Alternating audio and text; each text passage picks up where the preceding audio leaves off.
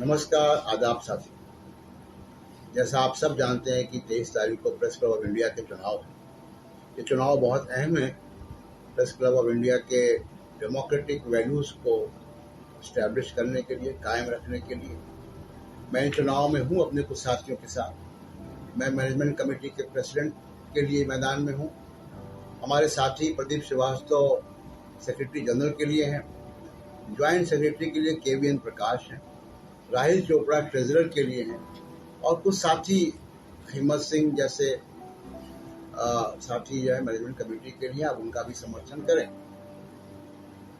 मैं आगे बढ़ूं इसके पहले सबसे माफ़ी आप सबसे, क्योंकि रिसोर्स की कमी होने की वजह से इतनी बड़ी हमारे पास बैकअप टीम नहीं है और पार्लियामेंट भी चल रहा है तो काम भी है। अभी इस वीडियो बनाने के बाद मैं पार्लियामेंट के सेशन के लिए लाइव भी करूंगा। बाकी मित्र भी काम कर रहे हैं तो सबके पास पहुंच नहीं पाए आपके दफ्तरों में, आपके रिहाइश में समर्थन के लिए। तो इस बात की एक बार फिर माफ़ी। और मैं जल्दी वो लिस्ट पढ़ देता हूं कि जो हमने सोचा है कि अगर हम आएंगे, आपका समर्थन मिलेगा तो प्रेस क्लब की बेहतरी के लिए हम क्या क्या हमारी योजनाएं। सबसे पहली बात की प्रेस फ्रीडम। कोई भी सरकार और प्रेस फ्रीडम पे हमले होते हैं और हाल फिलहाल में ये हमले बढ़े भी हैं। प्रोसिक्यूशन ऑफ जर्नलिस्ट भी है, बहुत से पत्रकारों की प्रताड़ना भी होती है, एजेंसीज का इस्तेमाल भी होता है कई बार। खुशी की बात है कि प्रेस क्लब ने हमेशा, जब भी ऐसा हुआ है, जब भी प्रेस की आज़ादी पे हमला हुआ है, प्रेस क्लब ऑफ इंडिया ने बहुत जोर से अपनी आवाज़ उठाई। उस वक्त भी आवाज़ उठाई है जब बहुत सी संस्थाएं खामोश हो गई हैं, डर गई। तो इस बात के लिए प्रेस क्लब ऑफ इंडिया और आप सब साथी बधाई के पात्र हैं। हम इसको न केवल जारी रखेंगे बल्कि इसमें इजाफा भी करेंगे कि कैसे प्रेस क्लब की आज़ादी, प्रेस की आज़ादी के लिए हम हमेशा जो है सचेत रहें और अपनी आवाज़ जो है वो जोर से उठाएं। एक बात आती है कि ट्रांसपेरेंसी की। आप और हम सब इस प्रेस क्लब के जो मेंबर्स हैं वो इस press club non profit company के शेयर होल्डर भी। और मैं देखता हूँ कई बार कि ट्रांसपेरेंसी बिल्कुल नहीं है। मैनेजमेंट कैसे काम करता है, फैसले कैसे लेता है, फाइनेंस के मामले हैं, एडमिनिस्ट्रेटिव मामले हैं, कुछ मेंबर्स को निकाल दिया जाता है, कभी भी किसको रखा जाता है, मेंबरशिप कैसे दी जाती है, ये कुछ भी ट्रांसपेरेंट नहीं है। तो इस ट्रांसपेरेंसी को, जो कॉर्पोरेट गवर्नेंस है प्रेस क्लब की, उसमें ट्रांसपेरेंसी को हम इंट्रोड्यूस करेंगे और एक नई सिस्टम हम लाएंगे यहाँ पे, RTI, राइट टू इन्फॉर्मेशन का मेंबर्स के लिए। तो चाहे फाइनेंशियल या एडमिनिस्ट्रेटिव मामले हों, उन पे मेंबर्स को यह हक होगा कि वो राइट टू इन्फॉर्मेशन के जरिए मैनेजमेंट से कुछ भी चीज़ पूछ सकते हैं। जब साथियों मैं मेंबर बना तो बहुत सारे सीनियर जर्नलिस्ट यहाँ आते थे। अफसोस की बात है कि सीनियर पत्रकारों का, बुजुर्ग पत्रकारों का आना कम हो गया है क्लब में। और बहुत कुछ सीखने को मिलता है पिछली पीढ़ी के पत्रकारों से, बहुत कुछ देखा होता है और यंग जर्नलिस्ट को उनसे सीखने की ज़रूरत है। लेकिन वो जब आएंगे ही नहीं तो कैसे उनके जो तजुर्बे हैं, जो उनके एक्सपीरियंस हैं, वो हमसे शेयर कैसे करेंगे। तो मैं चाहता हूं कि सीनियर सिटीजन ज़्यादा से ज़्यादा क्लब में आए। एक कड़वा सच है कि सीनियर सिटीजन या रिटायर होने के बाद पत्रकारों की इनकम कम हो जाती है। तो मैं उनके एनुअल रजिस्ट्रेशन में छूट ज़रूर दूंगा। वो छूट कितनी होगी ये तो मैनेजमेंट कमेटी बनने के बाद तय होगा, लेकिन ये निश्चित है कि वो छूट काफ़ी होनी चाहिए ताकि उनको एक फाइनेंशियल बर्डन ना लगे एनुअल मेंबरशिप देने का। एक यंग मेंबरशिप बहुत बढ़े और यंग मेंबर्स के लिए बड़ा ज़रूरी है कि लगातार क्लब, प्रेस क्लब वो स्किल डेवलपमेंट के प्रोग्राम्स भी चलाए। कुछ तो होते हैं लेकिन उसको बहुत सिलसिलेवार ढंग से करने की योजना है ताकि डेटा जर्नलिज्म में डिजिटल जर्नलिज्म में, मोबाइल जर्नलिज्म में, फैक्ट चेकिंग में, यानी पत्रकारिता के नए विधाएं हैं, सर्च इंजन ऑप्टिमाइजेशन में, ग्राफिक्स डिजाइनिंग में, सोशल मीडिया के तमाम सारे तरीकों के बारे में, इन सब के बारे में लगातार एक प्रोग्राम के जरिए हम लोग स्किल डेवलपमेंट का प्रोग्राम चलाएंगे बहुत ही स्ट्रक्चर्ड तरीके से।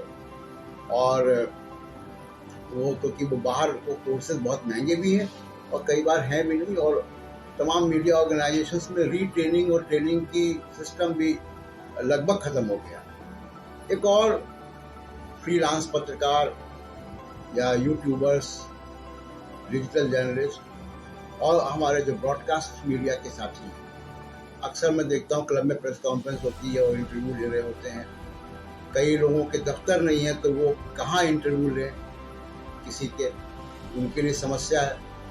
तो मैं प्रेस क्लब में मेंबर्स के लिए और यंग मेंबर्स के लिए एक छोटा सा स्टूडियो, हम जिसको कहें इंटरव्यू स्पॉट, जिसमें लाइट्स वगैरह और मिनिमम एकॉस्टिक्स भी हों, ताकि वो कोई पत्रकार किसी पॉलिटिशियन को या पब्लिक फिगर को बुला के वहाँ पे इंटरव्यू कर सके। तो ये इंटरव्यू स्पॉट ज़रूर जल्दी से जल्दी हम लोग बनाएंगे कमेटी बनने के बाद। फाइनेंशियल मैनेजमेंट, बहुत आरोप लगते हैं फाइनेंशियल मैनेजमेंट के, अभी भी एम्प्लॉयज़ के कभी पैसे लिए जाते हैं, कभी और कंप्लायंसेस होते हैं, पेनल्टीज लगती हैं, लिटिगेशंस हैं बहुत सारे। इसको जैसे मैंने पहले कहा कि ट्रांसपेरेंसी तो मैं रखूँगा ही, लेकिन क्वार्टरली स्टेटमेंट का सिस्टम भी होगा कि क्वार्टरली स्टेटमेंट जो है वो पब्लिक किया जाए। विमेन मेंबर्स, IWPC तो है ही, लेकिन हमारे क्लब में, प्रेस क्लब ऑफ इंडिया में, विमेन मेंबर्स की बहुत कमी है और कम आती हैं, कम मेंबर्स हैं। मेरी कोशिश होगी कम से कम 30% विमेन मेंबर्स क्लब में हो। अब इसके लिए इंसेंटिव क्या हो, ड्राइव कैसे चले, ये कमेटी बनने के बाद तय होगा, लेकिन ये तय है कि विमेन मेंबर्स को बढ़ाने का हम स्टेप जरूर लेंगे और इंसेंटिव के साथ लेंगे। मेंबरशिप भी अपने आप में एक बड़ा विवादित विषय है क्लब में, ट्रांसपेरेंट नहीं है। जैसे मैंने पहले कहा, मेंबरशिप कैसे दी जाती है, उसके नॉर्म्स क्या हैं, इसको थोड़ा रिवाइज करेंगे एक कमेटी बना के, ताकि वो पत्रकारों के लिए सहूलियत हो। और दूसरा कि जो नए पत्रकारिता की विधाएं हैं, डिजिटल जर्नलिज्म है, यूट्यूब है, तो उसको थोड़ा रिलैक्स करेंगे ताकि यूट्यूब में या दूसरे और डिजिटल प्लेटफॉर्म में फ्रीलांसर, उनको भी प्रेस क्लब की मेंबरशिप हम दे पाएँ।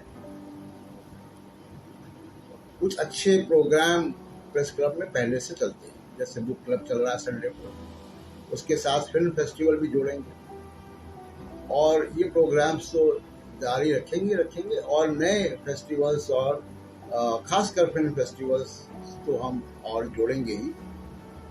एक बात आती है कि प्रेस क्लब में बहुत सारे तजुर्बेकार मेंबर्स हैं, बहुत कई थिंक टैंक्स में काम कर रहे हैं, पॉलिसी एडवोकेसी में काम कर रहे हैं, सीनियर रिटायरमेंट के बाद। प्रेस क्लब ऑफ इंडिया में कम से कम एक मीडिया थिंक टैंक तो होना चाहिए, इतना बड़ा इंस्टीट्यूशन है।